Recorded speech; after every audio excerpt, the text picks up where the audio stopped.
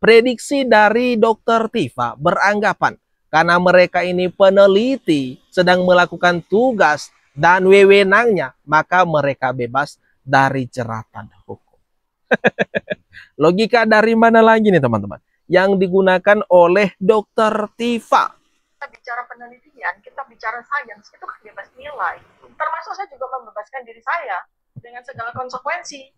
Kalau kita bicara ini adalah negara hukum, ya saya tidak akan pernah dilaporkan oleh siapapun. Ada. Gimana nih teman-teman? Menurut kalian, atas logika yang dipakai oleh seorang yang bernama Dr. Tifa ini.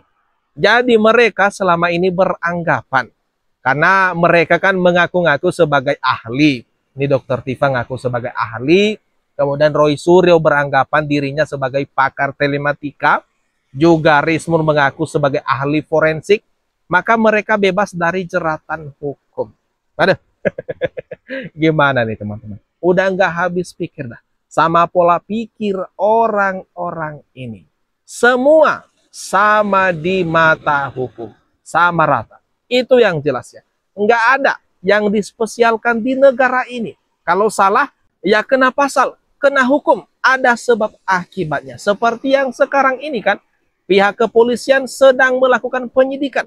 Tinggal menunggu saja siapa saja orang-orang yang nantinya jadi tersangka. Polisi percepat barisnya menunggu. Ya, kenapa sih buru-buru amat? Apa kasus kegawat daruratan dari masalah ini gitu? Kenapa mesti buru-buru? Ya kan? Kok buru-buru ingin menaikkan, kayak seakan-akan buru-buru ingin memenjarakan kami, itu apa sih urgensinya gitu loh? Ada. Gimana nih? Dr. Tifa sepertinya sudah sangat panik sekali. Karena tahap penyidikan pun dimulai. Polisi telah menaikkan status laporan Pak Jokowi ini ke tahap penyidikan. Dan dia sepertinya kaget sekali dengan berjalannya waktu ini yang seolah-olah sangat cepat sekali. Dia ngerasa begitu ya. Hasil penelusuran netizen ternyata Om Tom sendiri yang meminta polisi supaya dipercepat. Roy Suryo CS pakai baju orange. Nah ya, Ahmad Khozinuddin kan yang menantang-nantang kemarin. Biar cepat prosesnya. Loh, yang sebelah kok mewek-mewek. Ini gimana nih teman-teman?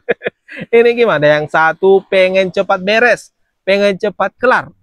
Yang satu malah nangis mewek-mewek. Nggak terima dan terkaget-kaget mengenai proses hukum yang sangat berjalan mulus ini. Adalah naluri. Kenapa kami punya naluri seperti ini? Kenapa kami punya nurani seperti ini? Karena tugas peneliti itu adalah amanah Allah Subhanahu wa Ta'ala. Kami ini alatnya untuk mencari kebenaran itu. Maka sebetulnya saya secara independen, kemudian Pak Dr. Roy Suryo, juga Pak Dr. Rismon Syarifar, secara independen kami, secara sendiri-sendiri, melalui keahlian kami, mencoba untuk mencari kebenaran otentitas ijazah tersebut, ya, dengan keilmuan, kapasitas yang masing-masing. Ada. Gimana nih teman-teman? Gimana nih menurut kalian pernyataan Dr. Tifa barusan? Lah. Dokter kok sibuknya malah mempersoalkan ijazah orang, mempermasalahkan ijazah Pak Jokowi. Bukannya sibuk mengurusi pasien, mengobati pasien, memberikan solusi atas segala apa yang dialami oleh pasien. Berbeda dengan dokter yang satu ini. Malah sibuk menuding-nuding ijazah Pak Jokowi itu palsu. Dan ngaku-ngaku sebagai ahli.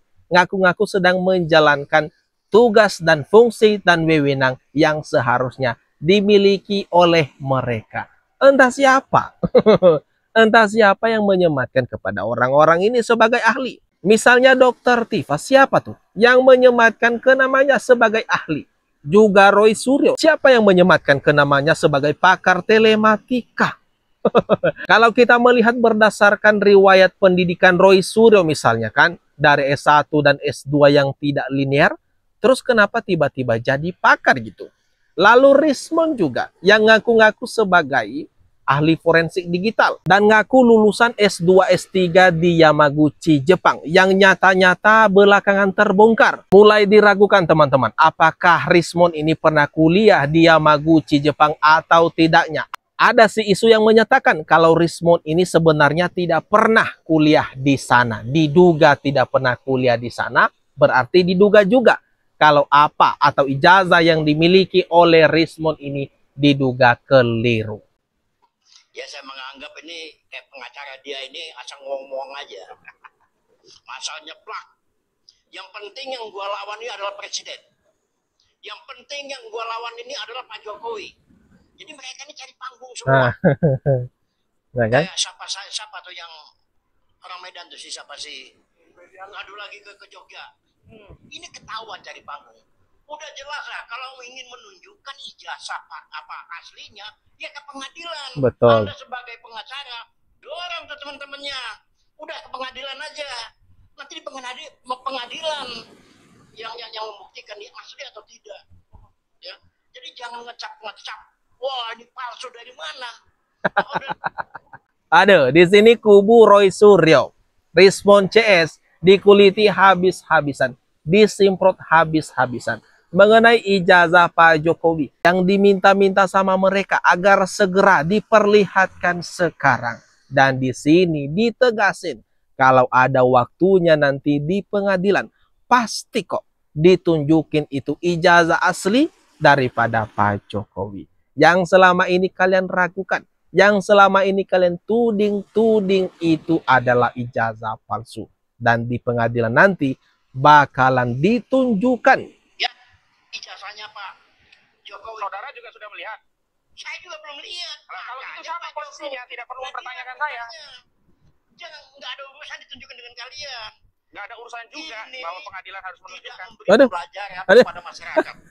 Enggak ada urusannya di pengadilan harus ditunjukkan. Bukannya semakin bagus dong kalau nggak ditunjukkan di pengadilan. Ini gimana nih Ahmad Kozinuddin?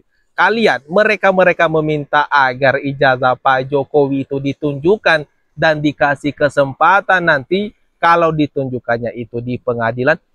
Dia malah blunder di sini.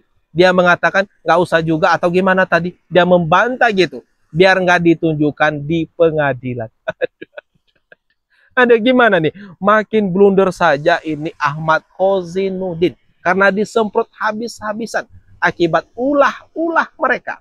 Akibat nyerocos-nyerocosnya orang-orang ini. Sampai dinasti Joko Widodo ini terus berkembang dan terus sampai siapa itu si Gibran itu anak haram konstitusi menjadi presiden, maka masa depannya bukan hanya gelap tetapi hancur lebih. Ada gimana nih teman-teman? Gimana menurut kalian ini Rismond malah ngamuk-ngamuk? Ngamuk-ngamuk ini dia. Ngamuk-ngamuk enggak terima kalau di kemudian hari Mas Gibran itu jadi presiden RI. Aduh, banding Rismond siap-siap diri sajalah. Nanti dihadiahi yaitu rompi orange. Manusia yang tidak berkompeten seperti itu, Aduh. yang dijilat oleh Adi Armando sebagai wapres terbaik sepanjang sejarah Indonesia, yang sekarang sedang menjadi komisaris PLN, andaikan dinasti Jokowi ini terus berlanjut, maka cita-cita proklamasi, cita-cita reformasi tahun 98 itu menjadi nol. Bayangkan, ya, tema yang diusung oleh reformasi 98 adalah anti korupsi, kolusi, dan nepotisme. Banyak sekali teman-teman. Banyak sekali ketakutan. Ketakutan dari Rismond. Kalau semisal Mas Gibran ini di kemudian hari menjadi presiden RI. Kok takut banget ya? Kok bisa-bisanya ya teman-teman? Rismond dan kelompoknya ini begitu ketakutan. Kalau Mas Gibran ini di kemudian hari menjadi RI 1. Atau orang nomor 1. Orang tertinggi di Republik ini. Kebencian macam apa yang dimiliki orang-orang ini? Dendam macam apa teman-teman? Ini ibaratnya mereka ini ibarat cacing kepanasan. Gegara udah nggak bisa ada kesempatan lagi. Makanya nyerang terus ini. Nyerocos terus. Jokowi ini secara barbar, brutal, dan biadab telah mempertontonkan KKN itu halal.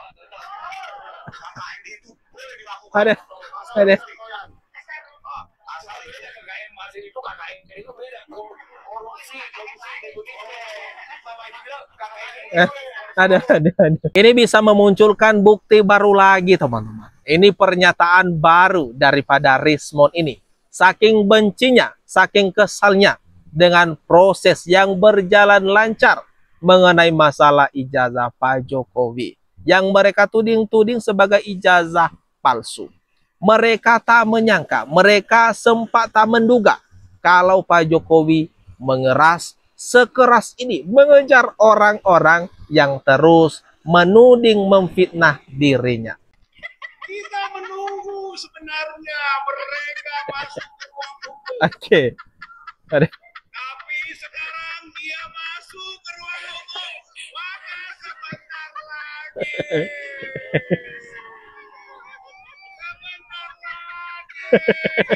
sebentar lagi. Sebentar lagi Rizal Fadila, Roy Suryo, Rismond dan kawan-kawan bakalan masuk penjara. Itulah kalimat yang lebih tepat untuk melanjutkan kata-kata atau orasi daripada Rizal Fadila. Yang awalnya kan kemarin-kemarin sebelum Pak Jokowi membawa perkara ini di jalur hukum, mereka nantang tuh Pak Jokowi biar mempolisikan atau memperkarakan, melaporkan langsung. Giliran dilaporin malah playing victim dan banyak drama. Mengatakan ada upaya diskriminalisasi, ada upaya pembungkaman. Mereka kira mereka itu spesialis di mata hukum. Mereka kira mereka tidak akan tersentuh sama hukum. Dan mereka duga, mereka prediksi, oh Pak Jokowi cuma main-main semata.